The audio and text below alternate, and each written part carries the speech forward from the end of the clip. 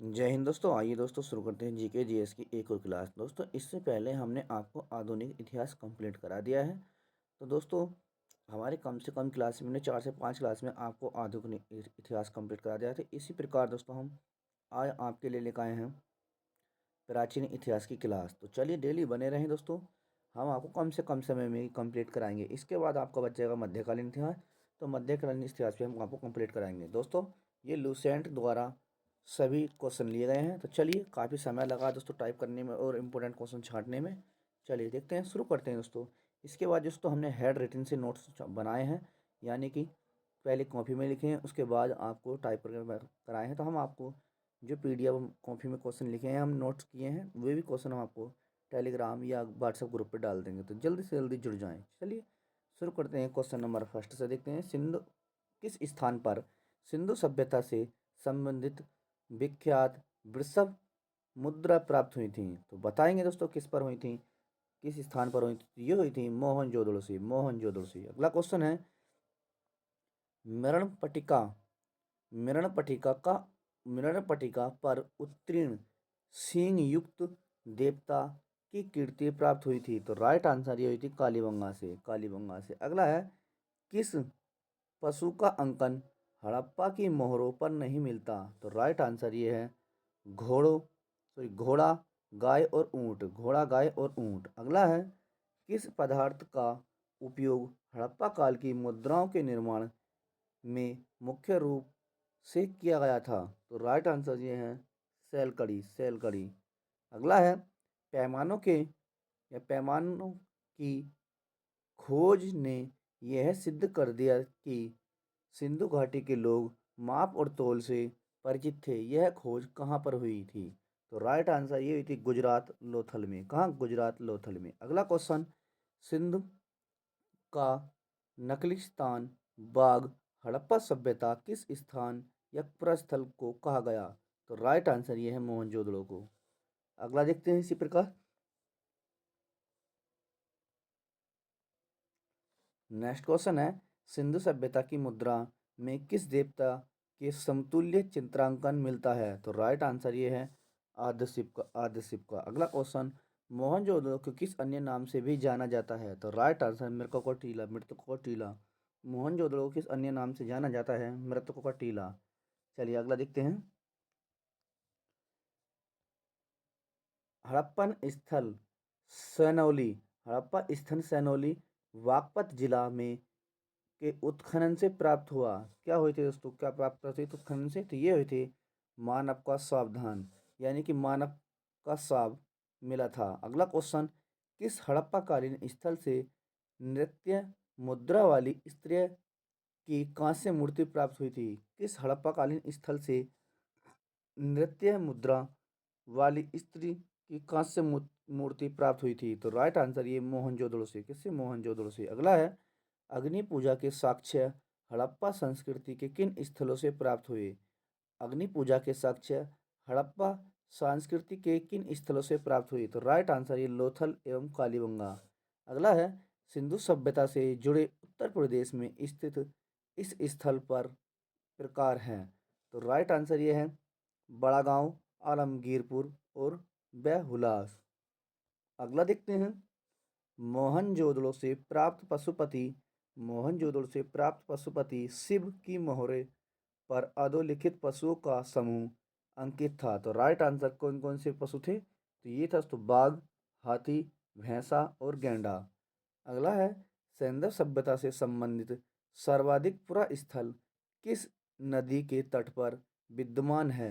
तो right answer ये घग्गर नदी, जिसमें 1100 बस्तियां थी। अगला है त्रिय नाम त्रिय नाम किसका है? तो यार तो तीन देव वेदों का त्रिय नाम दोस्तों, तीन वेदों का। कौन कौन से? यजुर्वेद, ऋग्वेद, यजुर्वेद तथा सामवेद का।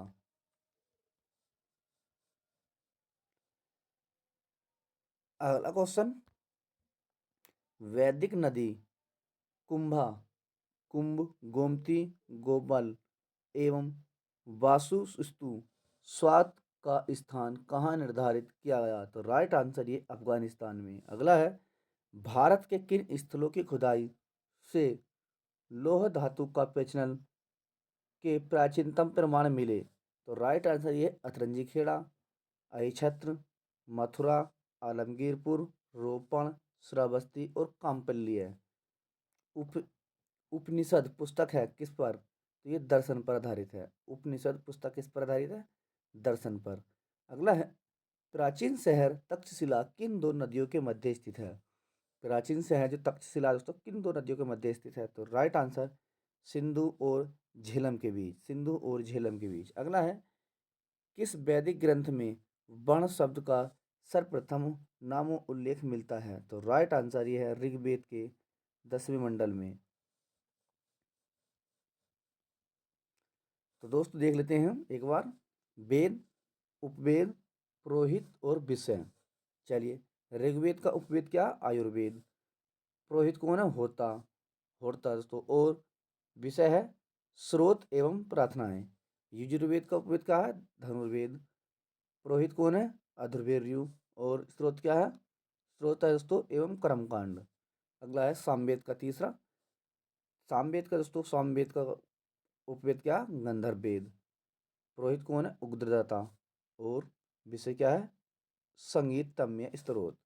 अगला है चौथा दोस्तों हमारा वेद, चौथा वेद है हमारा अर्थवेद। अर्थवेद का उपवेद कौन सा है? तो यह है स्थापत्य वेद, शिल्प वेद।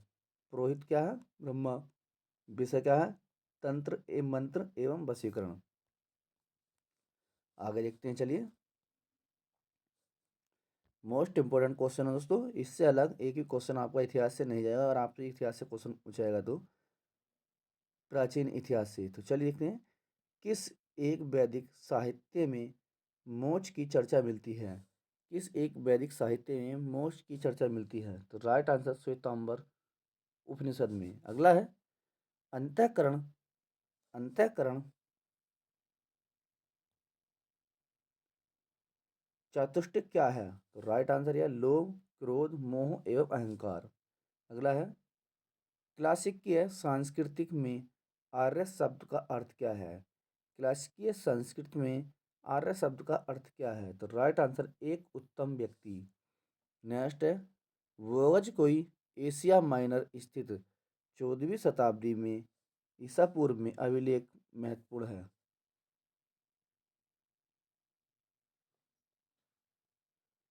तो यह है, प्राप्त अभिलेखों में वैदिक देवी देवताओं का नाम उल्लेखन के कारण। अगला है, कौन सा अभिलेख ईरान से भारत में आर्यों के आने की सूचना देता है? कौन सा अभिलेख ईरान से भारत में आर्यों के आने की सूचना देता है? तो यह है दोस्तों बोगज कोई अभिलेख, बोगज कोई अभिलेख। अगला है, दस राज्य का वर्णन ऋग्वेद के किस मंडल में मिलता है? किसका? दस राज्य का वर्णन ऋग्वेद के किस मंडल में मिलता है? तो राइट आंसर 7वें मंडल में। अगला है, राजा की उत्पत्ति का सिद्धांत किस ब्राह्मण ग्रंथ में मिलता है? तो राइट आंसर यह है ऐत्रेय ब्राह्मण ग्रंथ, ऐत्रेय ब्राह्मण ग्रंथ में। अगला है, ऋग्वेद काल में निक्स या निशाका शब्द का प्रयोग गर्ल के स्वर्ण आभूषण के लिए होता था? तो राइट आंसर ये सिक्का, सिक्का।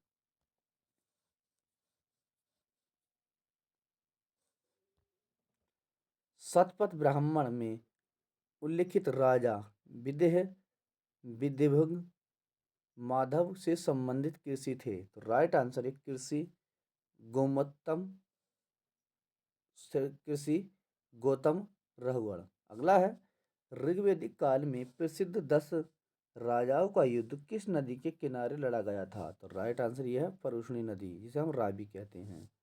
अगला है, ऋग्वेद में कौन सा मंडल पूर्णतः सोम को समर्पित है? तो राइट आंसर नौवां मंडल। अगला देखते हैं, किस नदी को ऋग्वेद में माते तमा, देवी तमा एवं नदी तमा संबोधित किया गया? तो राइट आंसर ये है सरस्वती को। आई रिपीट, किस नदी को ऋग्वेद में माते तमा, देवी तमा एवं नदी तमा संबोधित किया गया? तो यह है दोस्तों सरस्वती को। अगला है, वैदिक युगीन सभा थी, ये थी तीन, कौन कौन सी? सभा, समिति और विधव। वैदिक युगीन सभा थी तीन, सभा समिति और विधव। अगला है, कौन सा सबसे प्राचीन वेद है? तो राइट आंसर ये है ऋग्वेद। ऋग्वेद, इसमें 1028 सूक्त हैं और 10,552 ऋचाएँ हैं। अगला है, आयुर्वेद अर्थात जीव विज्ञान का उल्लेख सर्वप्रथम मिलता है? तो राइट आंसर अथर्ववेद में। अथर्ववेद में।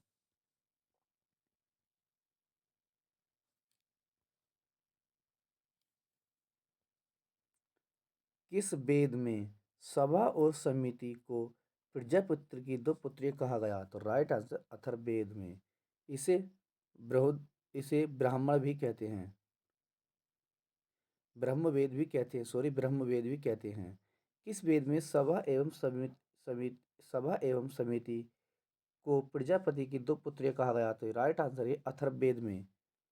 अगला है, विधाता गण समिति एवं सभा में किस नरिस्ता कहा जाता है, जिसका अर्थ एक जैसा संकल्प है जिसे तोड़ा नहीं जा सकता? तो इसे कहते हैं सभा को। अगला है, उत्तर वैदिक काल में किनको आर्य संस्कृत का धुर मुख्य केंद्र समझा जाता था? तो राइट आंसर यह है कुरु एवं पांचाल को। अगला है, सत्यमेव विजयते किस उपनिषद से लिया गया? तो राइट आंसर यह है मुंडको उपनिषद।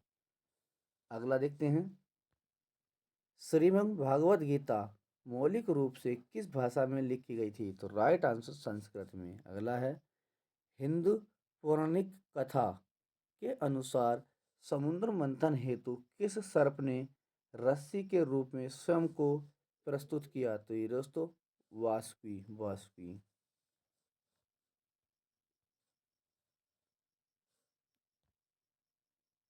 किस काल में अछूत की अवधारणा स्पष्ट रूप से उद्धृत हुई थी? किस काल में अछूत की अवधारणा स्पष्ट रूप से उद्धृत हुई थी? तो राइट आंसर ये धर्मशास्त्र के समय। अगला है, सर्वाधिक ऋग्वेदिक सूक्त समर्पित किसको हैं? तो ये है इंद्र को। सर्वाधिक ऋग्वेदिक सूक्त समर्पित हैं किसको? इंद्र को। अगला है, गायत्री मंत्र किस पुस्तक में मिलता है? तो राइट आंसर ऋग्वेद के तीसरे मंडल में। गायत्री मंत्र किस पुस्तक में मिलता है? तो ऋग्वेद के तीसरे मंडल में। अगला है, 800 से 600 ईस्वी पूर्व 800 से 600 ईसा पूर्व का काल किस युग से जुड़ा है? तो राइट आंसर ये ब्राह्मण युग से। अगला है, महाभारत के अनुसार उत्तरी पांचाल की राजधानी स्थित थी? तो राइट आंसर ये अहि क्षेत्र में।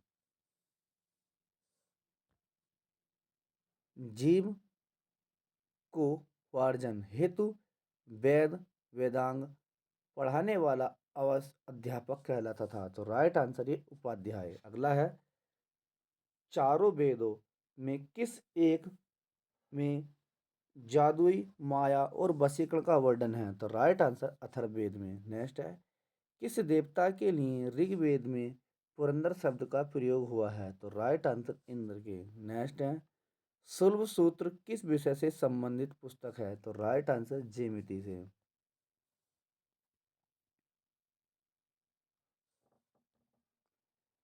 अस्तोगा अस्तोमा सदगमय कहाँ से लिया गया है?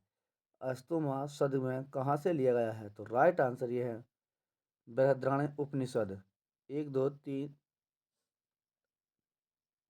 1 से 3, 328। अगला है, कर्म का सिद्धांत संबंधित है? तो राइट आंसर मीमांसा से। कर्म का सिद्धांत संबंधित है मीमांसा से। अगला है, चरक संहिता नामक पुस्तक किस विषय से संबंधित है? तो राइट आंसर चिकित्सा से। चरक सह चरक संहिता नामक पुस्तक किस विषय से संबंधित है? राइट आंसर चिकित्सा से। अगला क्वेश्चन, सांख्य योग, न्याय, वैशेषिक, मीमांसा एवं वेदांत इन 6 भिन्न भारतीय दर्शनों की स्पष्ट रूप में अभिव्यक्ति हुई? तो राइट आंसर वैदिक युग में। अगला है, भारतीय दर्शन की आरंभिक विचारधारा? तो राइट आंसर ये संख्या। संख्या। भारतीय दर्शन की आरंभिक विचारधारा ये है संख्या।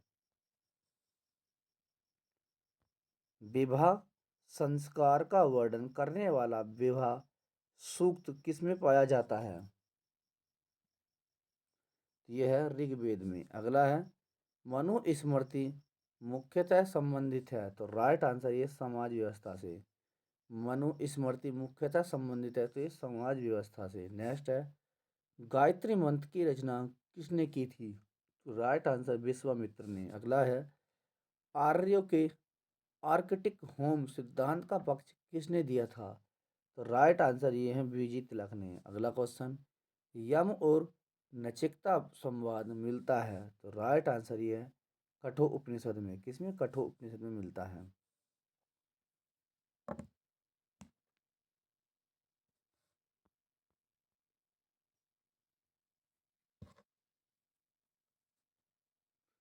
यज्ञ वल्क्यं यज्ञ वल्क्यं गार्गी संवाद का उल्लेख मिलता है? तो राइट आंसर ये बृहद्रणाय को उपनिषद में। अगला है, पुनर्जन्म सिद्धांत का पहला स्पष्ट उल्लेख मिलता है?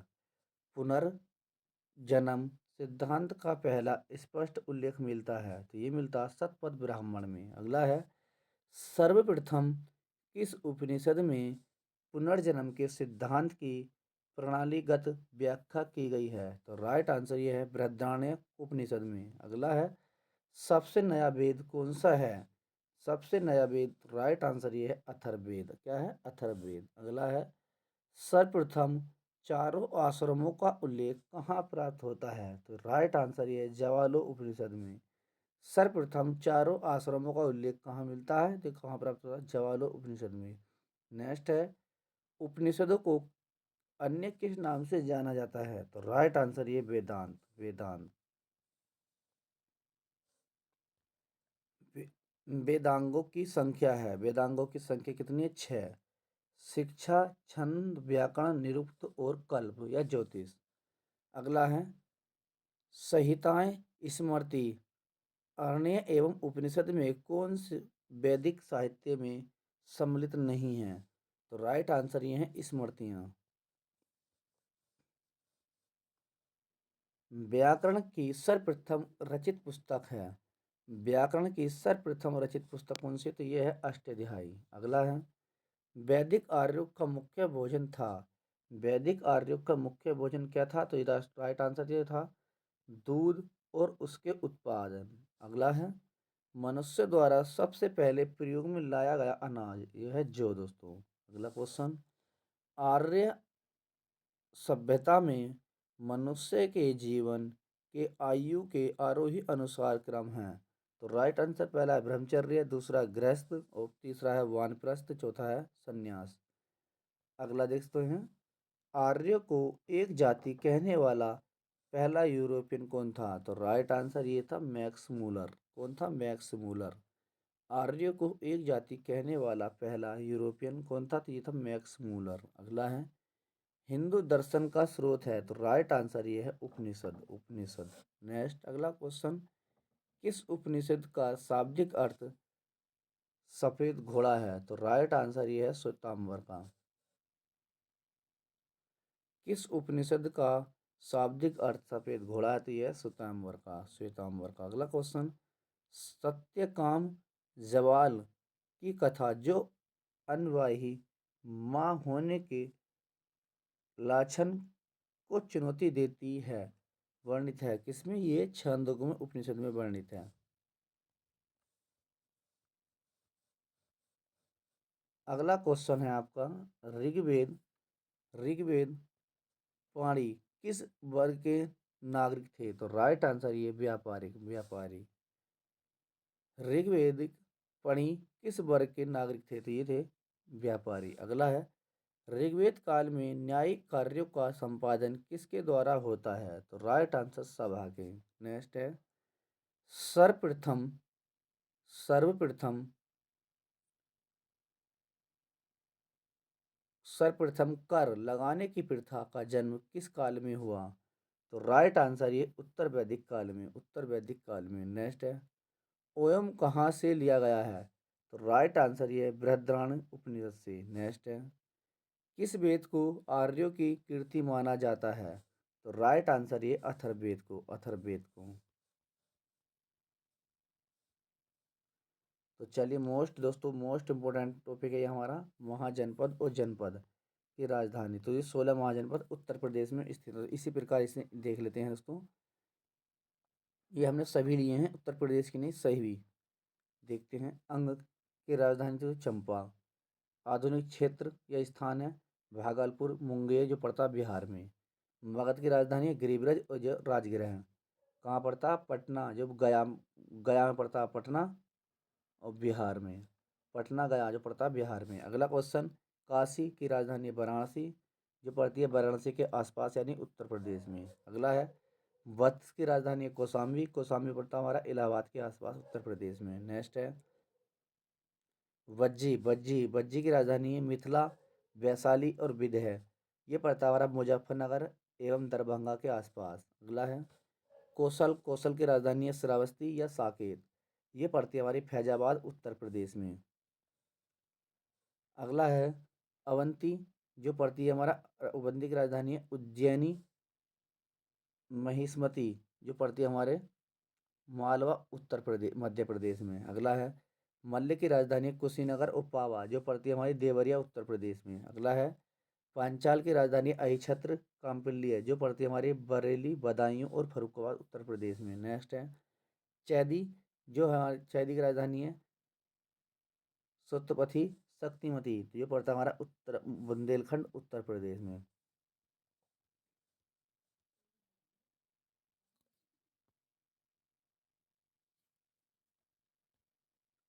कुरु, कुरु की राजधानी है इंद्रप्रस्थ जो पड़ती है मैंने आधुनिक दिल्ली मेरठ एवं हरियाणा के क्षेत्र में। मत्स्य की राजधानी है विराटनगर जो पड़ती है राजस्थान के आसपास क्षेत्र में। कम्बोज की राजधानी है हाटक राजपुर जो पड़ती है दक्षिण कश्मीर व अफगानिस्तान क्षेत्र में। सूरसेन की राजधानी हमारी मथुरा जो पड़ती है हमारी मथुरा उत्तर प्रदेश में। असमक की राजधानी है पोटली पोतन जो पड़ती है हमारी गोदावरी नदी के तट दक्षिण का एकमात्र जनपद। और गांधार, गांधार की राजधानी हमारी तक्षशिला जो पड़ती है रावलपिंडी एवं पेशावर जो पड़ता है नल्ला पाकिस्तान में।